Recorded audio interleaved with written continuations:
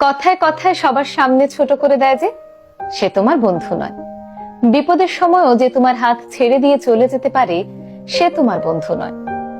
বারবার অপমান করে করে মিষ্টি মিষ্টি কথা যে বলে এসে সে তোমার বন্ধু নয়। ভালোবাসলেও যে অবহেলা করতে পারে সে তোমার বন্ধু নয়। যে মানুষটি তোমার সাফল্য দেখার পর এসে তোমার সঙ্গে ভাব জমাতে আসে সে তোমার বন্ধু নয়। বন্ধু হওয়াটাকে এতটাই সহজ বলতো? সবাই বন্ধু হয় না, কেউ কেউ হয়। আসল বন্ধু তো সেই যে শুধু মনে রাখে না, মনের মধ্যে রাখে। আসল বন্ধু তো সেই যার মধ্যে দায়িত্ব, কর্তব্য এবং ভালোবাসা আছে। আসল বন্ধু তো সেই যে বিপদের সময় সবার আগে দৌড়ে আসে।